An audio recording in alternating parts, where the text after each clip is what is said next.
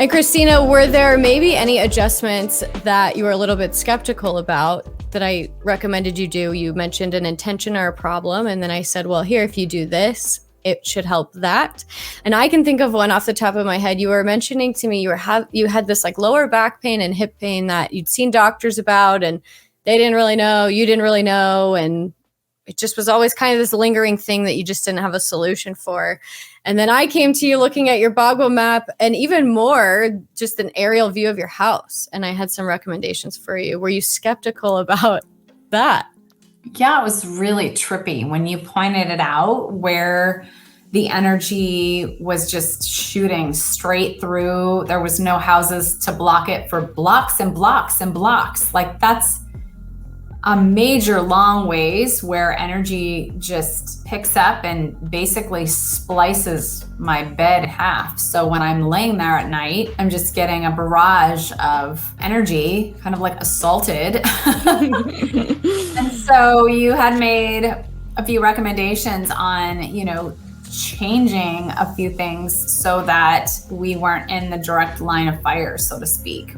Yes. So for everybody watching and listening, when we have a long shooting, whether you're at a T-junction, maybe your house is sitting at the edge of the end of a T-junction in a road, or in her case, in the back, it's basically a long, narrow pathway, whether it's a street, whether it's, in this case, a collection of alleys and backyards. It creates what we call Sha-Chi, this long shooting shoot of energy straight to, in her case, in her Boggle map, her health and human harmony side. So everybody, when you're looking at your Boggle map, you have this yang business doing side, and you have this health, human harmony, friendship side. And this was shooting straight to her health, which is why I knew immediately that this was the area regarding that. And then you look at what are the landforms there, what's going on in the exterior and the interior of that space. So whether it's the front door, this is where the myth of everybody should paint their front door red for good luck comes in.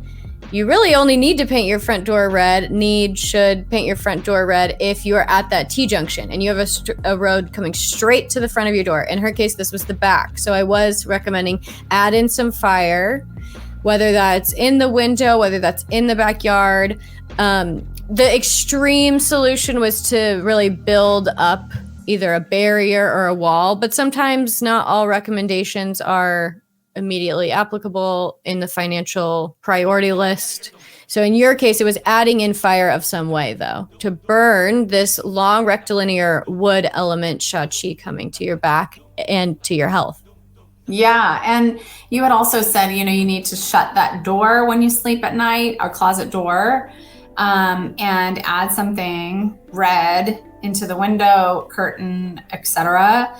And then we also have planted up that back area pretty significantly. There's purple flowers back there that are taller than me. So it has sort of created a giant wall of, it's an evergreen California lilac. So huge, and it's that way all year round. So that sort of creates a wall. And then I'm still trying to source a metal frame of sorts that can go up and actually create some more definition out there to make it feel more like a room. And I think that's going to help several other things that you and I talked about too.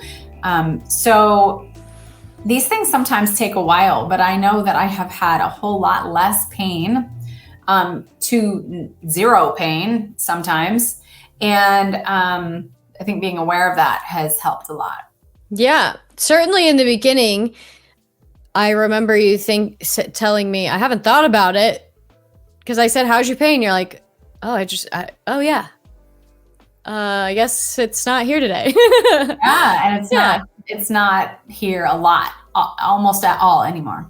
Amazing. And the purple is a way to add in fire. So fire colors are red, orange, purples, all those bright colors. So the purple flowers can help with that.